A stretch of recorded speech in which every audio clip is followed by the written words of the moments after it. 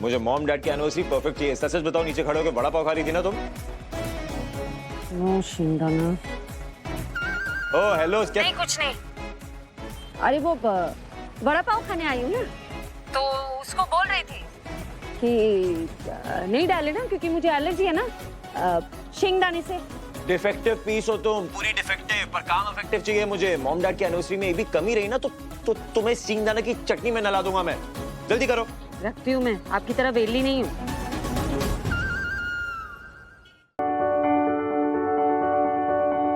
तू मेरा कोई ना हो के भी कुछ लागे, तू मेरा कोई ना हो के भी कुछ लागे, किया रे जो भी तूने कैसे किया रे, जिया को मेरे बांध ऐसे लिया रे, समझ के भी ना समझ मैं सकूं, सवेरों का मेरे तू सूरज लागे, तू मेरा कोई ना हो के भी कुछ लागे।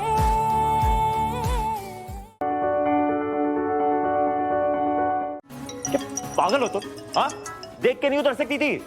बस बहाने ढूंढती हो मेरे करीब आने के। बेटी भी पेश करती। और कुछ बचा है बोलने के लिए? बोल दीजिए कि कोई और है, शायद मुझसे ढंग से बात करना चाहता है। बस 15 मिनट है तुम्हारे पास मिस बीजी भी। उसके बाद ना कन्फेटी के साथ साथ तुम्हें भी। Thankless, thankless, you thankless. देखो मैडम, ऐसा है, मुझे गुस्सा मत दिलाओ, वरना काव्या के लिए अच्छा नहीं होगा। अपनी हद में रहो वरुण,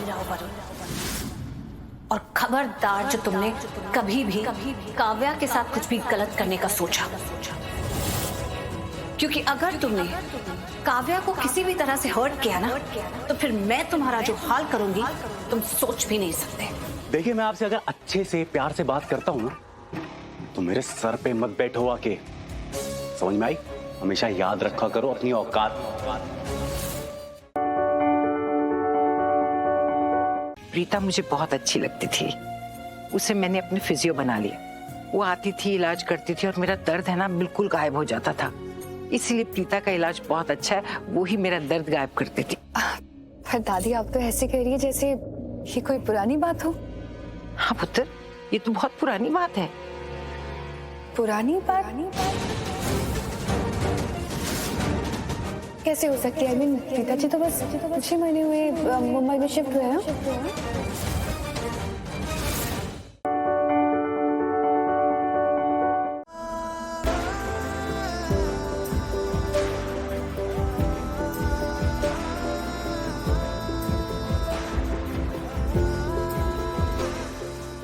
हार जाओगी? हाँ? अन्या सीरियसली, ये खोले बाल तुम्हारी पर्सनालिटी और तुम्हारे चेहरे दोनों पे 4 चांद लगा रहे हैं। खोले रहने दो ना।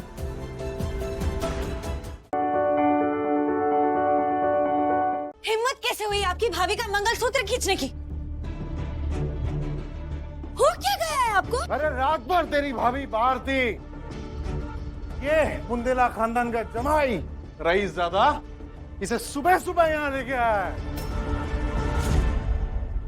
पुष्कर, आज से तेरी भाभी के साथ सारे रिश्ते खत्म करता हूं मैं। The end।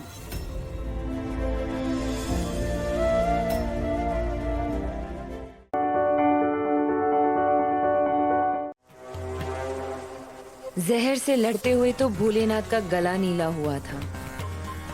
तुम इंसानों की क्या औकात है?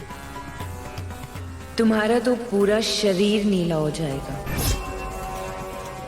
फर्क सिर्फ इतना है कि भोलेनाथ उसे झेल पाए, तुम तो वो भी नहीं झेल पाओगी।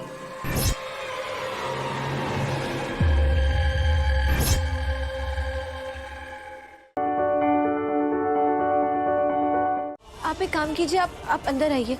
आइए। हम अंदर नहीं आ सकते, तुम बाहर आ जाओ। एक बहुत बड़ा राज है जो तुम्हारे पति से जुड़ा है। समय आ गया है तुम्हें वो राज बता दिया जाए। तुम्हारे पति के जान को खतरा है। इस कहानी का एक अध्याय था जो बहुत सालों से बंद पड़ा था, जिस पर समय की राख पड़ गई थी। वो राख हटाने का समय आ गया है और वो अध्याय खोलने का समय आ गया है। आपको गुस्सा मनन पर आ रहा था या कि मिस्टर त्रिवेदी पर? किसी और का गुस्सा अपने बच्चे पर उतारना ठीक बात नहीं है ना योग। मैं समझती हूँ कि मनन ने आपके साथ बदतमीजी की, ठीक तरीके से बात नहीं की, पर मनन बच्चा है योग, आप बच्चे नहीं है। बच्चों को समझाने के और भी कई तरीके होते हैं। आज जो आपने उसे थप्पड़ मारा ना, उसके दिमाग पे बहुत गहरा असर पड़ सकता है। उसे लगेगा कि उसके पापा उससे प्यार नहीं करते, उसकी केयर नहीं करते हैं। और जब बच्चे अपने माता पिता से बात करने में डरने लगे ना, तो उसका अंजाम बहुत बुरा होता है योग।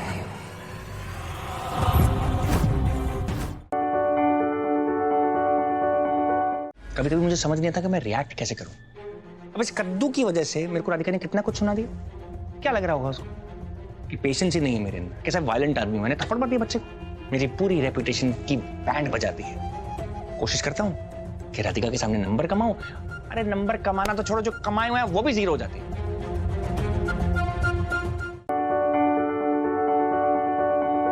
मुझे सच में मनन की टेंशन हो रही है सर। आपके सामने इतना गुस्सा दिखा रहा है, अकेले में सर कूटता होगा।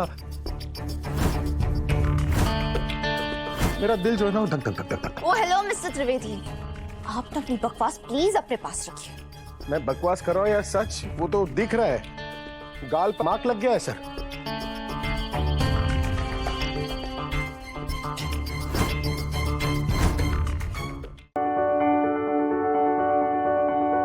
एक लफ्ज और नहीं। तुम थकती नहीं हो? तुमने सबको परेशान करने का ठेका ले रखा है। तुम्हारी परेशानी क्या है इबादत?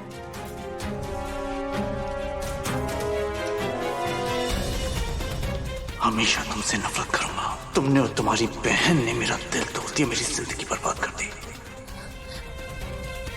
मन्नत का दिया हुआ धोखा मेरी सबसे बड़ी परेशानी है। या अल्लाह, जब से मन्नू ने मुझे धोखा दिया है, मैं किसी पे भरोसा ही नहीं कर पा रही हूँ।